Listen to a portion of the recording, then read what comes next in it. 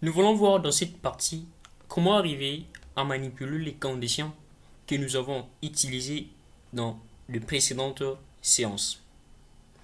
Pour y parvenir à les illustrer correctement, j'ai en fait enregistré ou j'ai ajouté des autres données. Vous allez vous dire pourquoi je suis à 11, pourquoi je suis à 12. Bien sûr, on avait enregistré une donnée avec la seconde partie d'enregistrement où on avait attribué notre id 10. Donc, MySQL enregistre comme dans sa dernière clé primaire, c'est 10. Raison pour laquelle on a 11 là. C'était juste une explication. Alors, dans cette partie, ou pour illustrer ces différentes conditions qu'on peut utiliser en MySQL, nous allons les exploiter dans la sélection. Pour y parvenir, nous allons parler des trois types de conditions.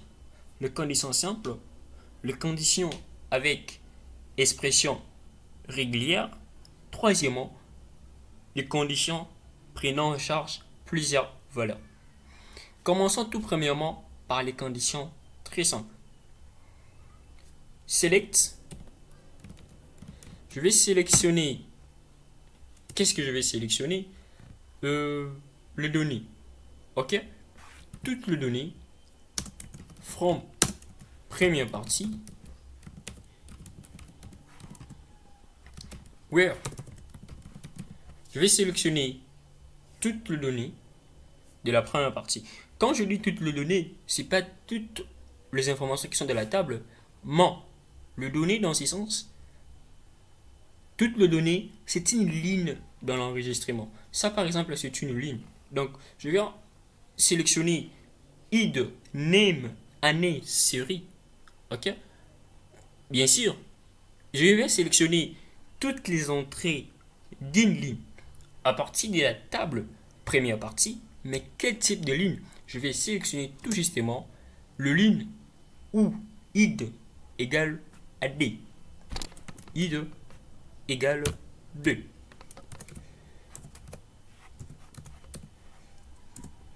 Vous voyez, id égale à d, c'est bien Oracle. Je vais sélectionner, je vais juste prendre toute cette partie. Ok? Je mets where id égale 5. Il n'y a rien, rien du tout. On peut voir dans notre colonne, ça il a rien du tout. Rien. Tout comme je peux sélectionner certaines valeurs seulement spécifiques, name par exemple, année, et puis id. Ok? From première partie.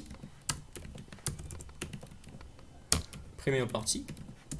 Where id égale 11. Il y a 11 bien sûr. Ok? Vous voyez que dans la sélection, il y a en fait des spécificités. Je vais sélectionner, vous indiquer le nombre des tables le nombre des colonnes que vous voulez sélectionner dans la table correspondante. Ainsi, la manière dont vous classez, c'est ainsi que dans votre sélection, les données seront classées.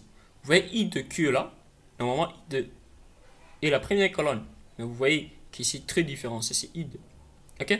Là, nous venons de voir comment arriver à sélectionner très simplement les données. Deuxièmement, je vais dire qu'on va utiliser une expression régulière, c'est-à-dire on va sélectionner en raison d'un critère plus spécifique. Dans ces cas, nous allons tout d'abord afficher l'ensemble de données qui se trouvent dans notre table première partie. Ok? Pour voir quoi faire. Alors, dans ces cas, admettons qu'on nous demandait dans notre table de pouvoir nous sélectionner uniquement les enregistrements ou dans name, nous aurons SQL. Vous voyez que ça devient un peu plus complexe. Ok? Et comment arriver à les faire? Très simplement. Pour cela, on se retrouve dans la deuxième partie de cette